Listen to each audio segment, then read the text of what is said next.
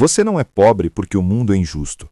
Você é pobre porque aprendeu a amar a sua jaula. E o pior, você deu um nome bonito para ela. Chamou de humildade, de fé, de o que Deus quiser. Pegou a escassez, lustrou com paciência, colocou um verniz de dignidade e pendurou na parede como se fosse quadro de família. Isso tem um nome. Maquiavel tinha um nome para isso há 500 anos. Ele chamava de fraqueza disfarçada de virtude. E é a armadilha mais sofisticada que a sociedade já construiu, porque ela não precisa de grades. Ela só precisa que você acredite que as grades são proteção. Então, antes de continuar, preciso te fazer uma pergunta, não retórica, real. Qual é o nome bonito que você deu para sua rendição? Guarde essa resposta, porque antes desse vídeo terminar, ela vai significar outra coisa completamente. Existe uma mentira que foi costurada dentro de você antes que você tivesse idade para questionar. Não foi mal intencionada, foi pior do que isso, foi carinhosa. Veio da boca de quem te amava, veio embalada em frases que soavam como sabedoria popular e funcionavam como correntes invisíveis. Dinheiro não compra felicidade, rico não tem paz, é melhor ser pobre e honesto. Agora pensa comigo com frieza cirúrgica. Quem repete isso mais? O homem com patrimônio investido e reservas no banco ou o homem que não sabe se vai pagar o aluguel no dia 10? A resposta já diz tudo. Essas frases não são sabedoria, são anestesia, são um mecanismo que o sistema usa para que o pobre durma tranquilo dentro da sua condição, enquanto o rico acorda às 5 da manhã pensando em alocação de ativos. Mas existe algo ainda mais perturbador do que a mentira em si. É que a mentira funciona. Funciona porque a mente humana prefere uma narrativa confortável a uma verdade desconfortável. Isso não é fraqueza moral, é biologia. É o cérebro fazendo o que foi programado para fazer. Proteger o ego da dor da responsabilidade. Porque se a pobreza não é injustiça, se não é falta de sorte, se não é o sistema contra você, então ela é, em alguma medida, uma série de escolhas repetidas. E aceitar isso é o momento mais violento e mais libertador da sua vida. A maioria vai fechar o vídeo aqui, vai chamar de papo de privilegiado, vai encontrar 10 razões para que isso não se aplique a ela. Mas você ainda está aqui, e isso já diz algo sobre quem você é. Agora chegamos ao ponto que muda tudo. Existe uma lei que governa o dinheiro, o poder e a influência humana. Ela não está nos livros de autoajuda, não está nos cursos de finanças pessoais, está nos bastidores da história, nos gabinetes dos Médici em Florença, nas cartas privadas de Maquiavel, nas decisões silenciosas de quem acumulou fortunas enquanto a multidão dormia. Eu chamo de a lei da gravidade interior. O mundo não responde ao que você é, o mundo responde ao campo gravitacional que você emite. E esse campo não é construído com dinheiro, é construído com o estado interno. Pensa na física. Um buraco negro não pede para a matéria se aproximar. Ele não convence, não negocia, não suplica. Ele simplesmente existe com uma densidade tão absoluta que a realidade ao redor curva em direção a ele. Isso é o que os verdadeiramente ricos fazem, e quase nenhum deles consegue te explicar como, porque é inconsciente, é a emanação natural de um estado interno de inevitabilidade.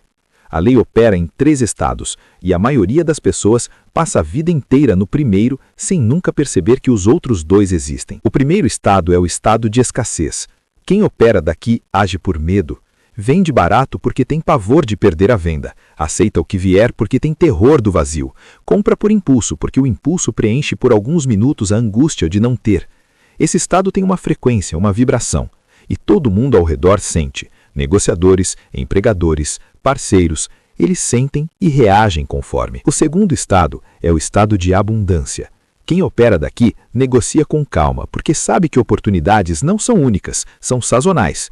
Diz não sem ansiedade. Espera porque entende que paciência não é passividade, é estratégia. O terceiro estado, o estado onde Maquiavel e os Médici operavam, é o estado de inevitabilidade. Quem vive aqui não tenta persuadir ninguém. Não se esforça para parecer competente ou confiável, simplesmente age como se o resultado já tivesse decidido, e essa certeza cria uma gravidade que dobra a realidade ao redor. O que a maioria das pessoas nunca percebeu é que você não precisa ter dinheiro para operar no terceiro estado. Você precisa mudar de onde você age.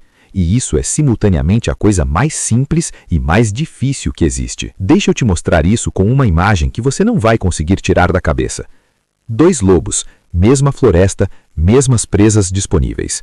O primeiro está com fome há 3 dias. Ele corre, ele late, ele ataca tudo que se move, gasta energia que não tem perseguindo presas que não consegue alcançar.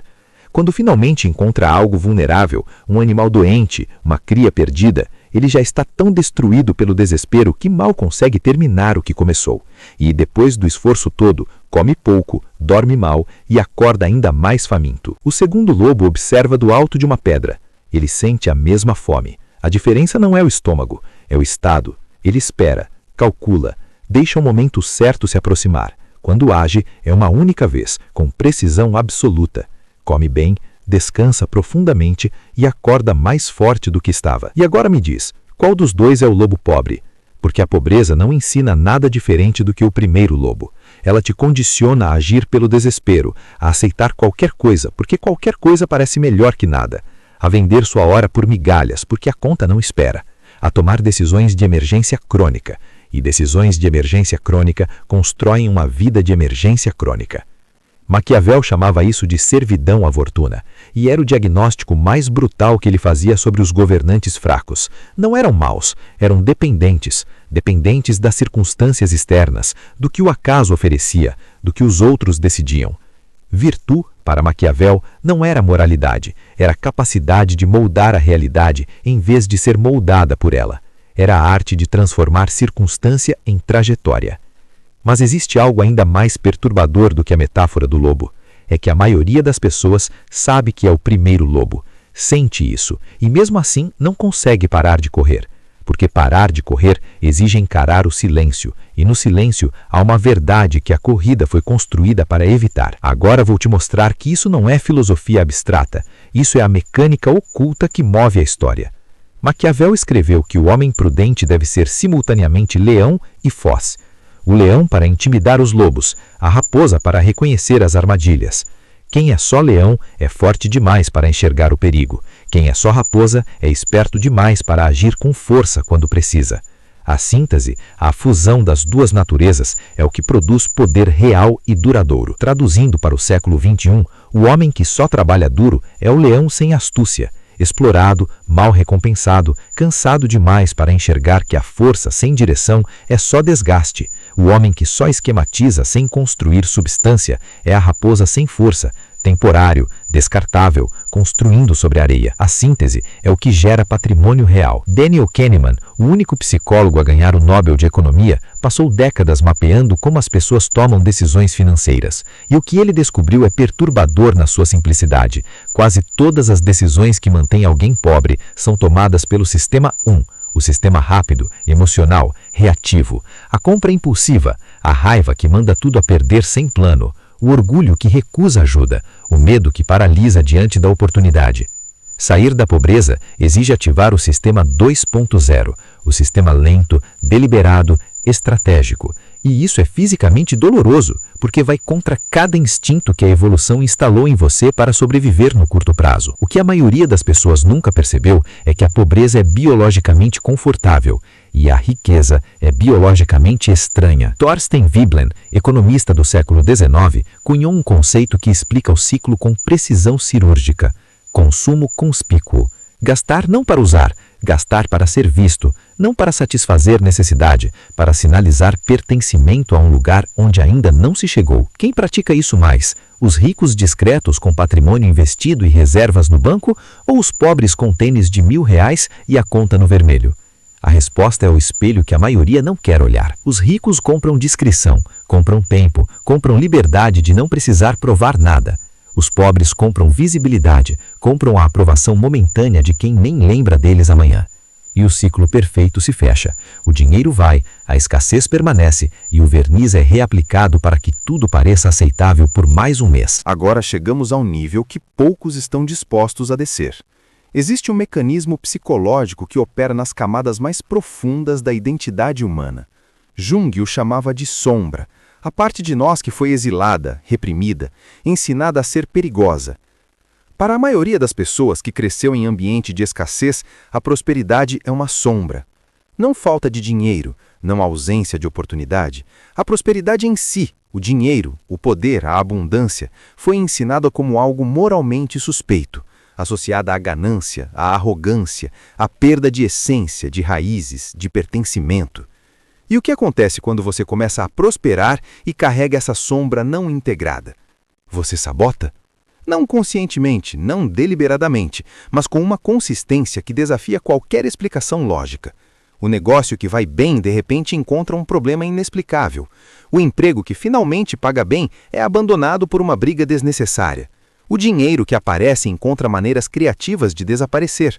Isso não é azar, é a identidade defendendo a si mesma. Porque você não se percebe como uma pessoa próspera, você se percebe como uma pessoa que merece prosperidade algum dia, talvez, se tudo der certo, se Deus quiser, se o momento chegar. Essa distinção é a diferença entre construir e sonhar. Mas existe algo ainda mais perturbador sobre a sombra da prosperidade. Ela não é individual, ela é tribal. O pobre que começa a prosperar não só carrega o medo interno, ele enfrenta a pressão silenciosa da tribo. A família que começa a fazer comentários velados, os amigos que somem ou mudam o tom, a comunidade que lê o sucesso como traição.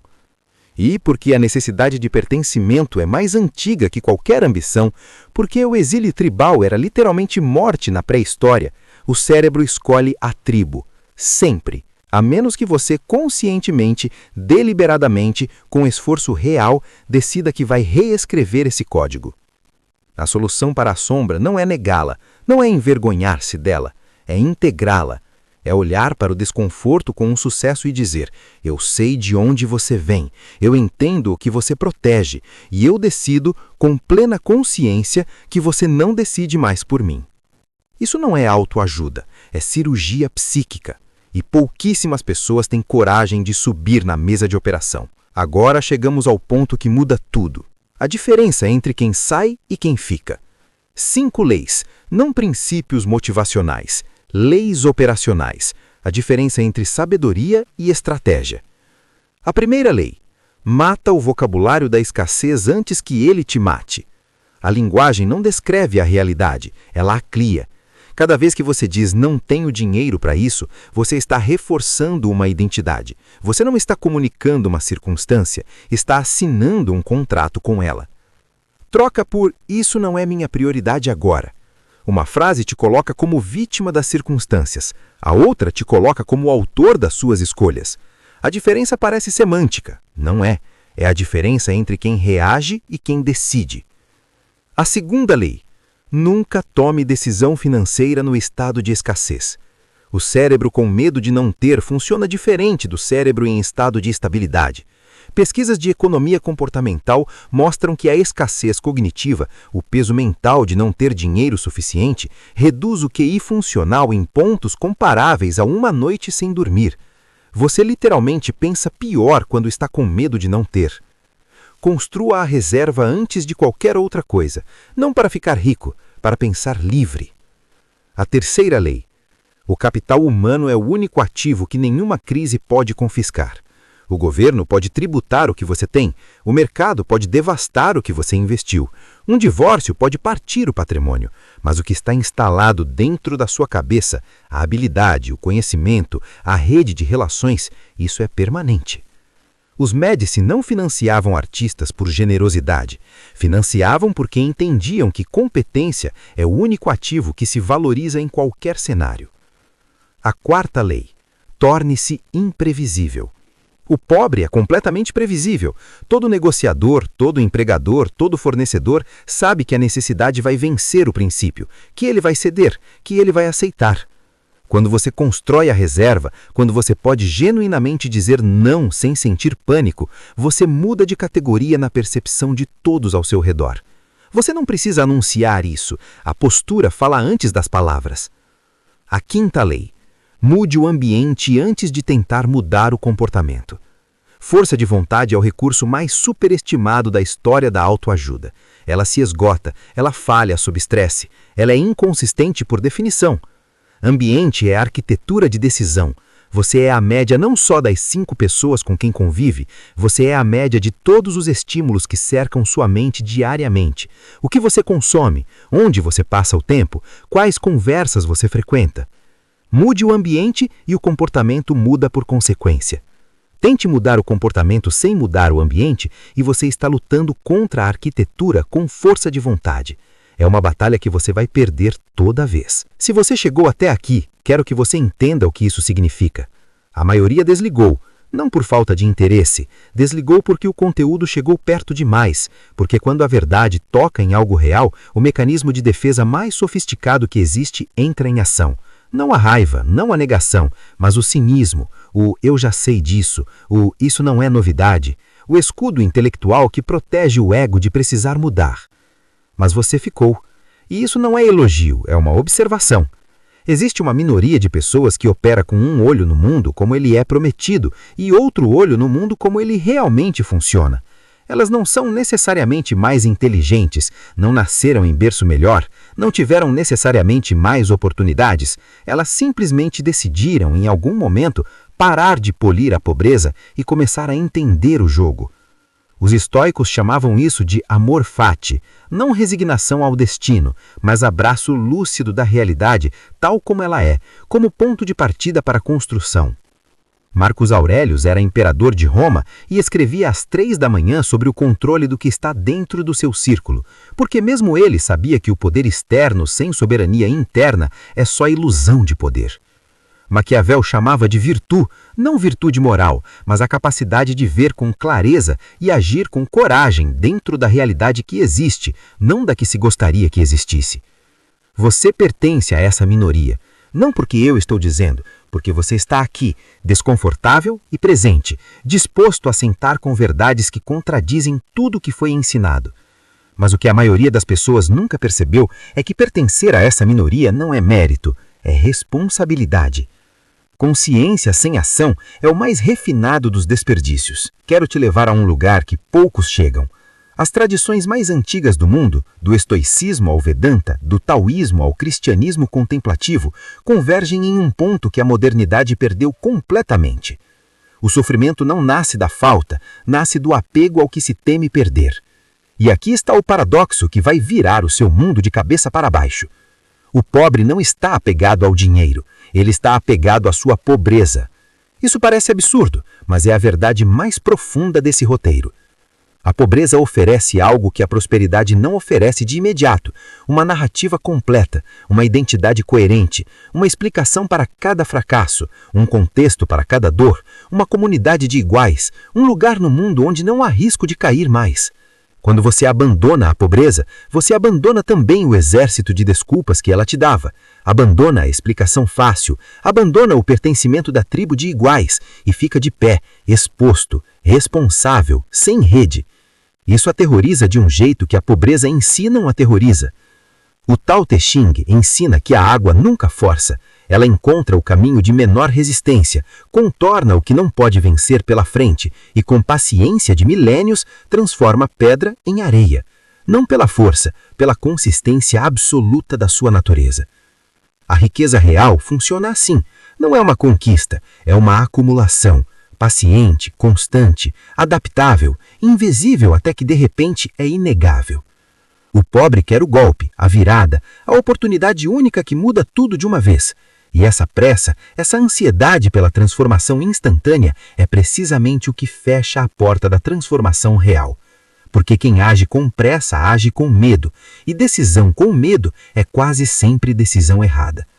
Maquiavel escreveu que a fortuna é como um rio violento, destrói árvores, move colinas, não encontra resistência. Mas nos períodos de calma, os homens prudentes constroem diques e canais para que quando o rio encher, ele flua dirigido, controlado, a seu favor.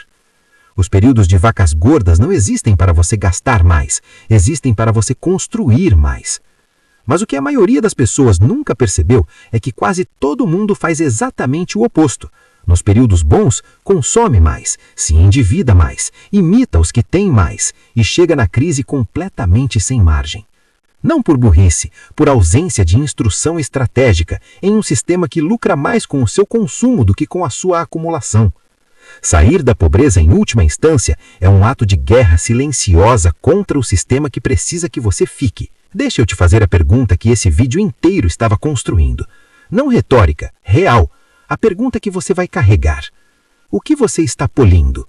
Que nome bonito você colocou sobre a sua rendição? Que verniz filosófico, espiritual ou familiar você aplicou sobre a escassez para que ela pareça aceitável? Chamou de humildade o medo de cobrar o que vale. Chamou de contentamento a resignação com o que sobra. Chamou de espiritualidade o desconforto com o dinheiro. Chamou de lealdade à família a tribo que te segura para baixo. Chamou de realismo o abandono de seus maiores sonhos.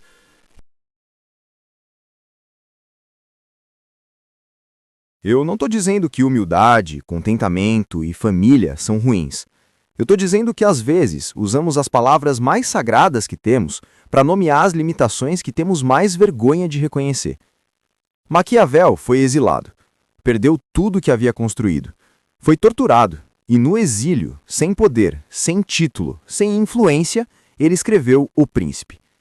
Porque a clareza sobre o jogo não desaparece quando você é excluído do jogo. O que você faz com a sua clareza? Porque existe um tipo de pobreza que nenhuma quantia de dinheiro resolve. É a pobreza do que poderia ter sido. É a acumulação silenciosa de todos os momentos em que você tinha a consciência e escolheu o conforto. Você chegou até aqui. Você viu a lei.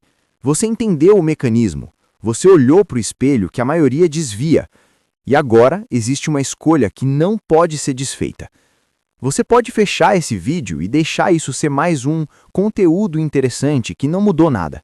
Pode deixar a faísca se apagar nas próximas 48 horas, enquanto a rotina reclama seu lugar. Ou você pode decidir que isso foi o último dia que você lustrou a jaula. Não amanhã. Não quando as condições forem ideais. Não quando você se sentir pronto, porque você nunca vai se sentir pronto. Readiness é uma mentira que a mente conta para proteger o ego do risco de tentar e falhar. Agora. Porque agora é o único momento que a história registra. Maquiavel terminou O Príncipe com o apelo. Depois de toda a análise, toda a estratégia, toda a filosofia política, ele disse simplesmente: não falta mais do que um homem que use o seu poder. Esse homem pode ser você, mas apenas se você parar de polir o que deveria destruir. Se você chegou até o fim, você não é como a maioria que assistiu esse vídeo. E agora eu preciso que você faça uma coisa. Nos comentários, escreva apenas uma palavra, ou uma frase curta, o nome que você dava para sua jaula, a palavra bonita que você usava para sua rendição. Humildade, destino, realismo, família, fé, contentamento. Não escreva para mim, escreva para você.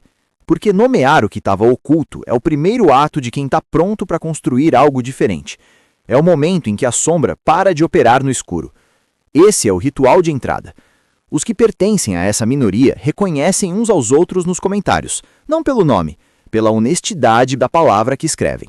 Se esse vídeo chegou onde nenhum outro chegou, se ele tocou em algo que você carregava há anos sem conseguir nomear, então ele cumpriu a única função que importa. Clique em curtir. Não por mim, porque curtir sinaliza ao algoritmo que esse conteúdo precisa chegar em quem ainda está dormindo dentro da própria jaula dourada. Se inscreve, porque o próximo vídeo vai destruir outra mentira que você carrega, uma ainda mais antiga, ainda mais difícil de ver, sobre o que realmente separa quem tem poder de quem apenas imita poder. E você não vai querer perder isso. O mundo pertence a quem vê com clareza e age com coragem. Você está começando a ver. Agora é hora de agir.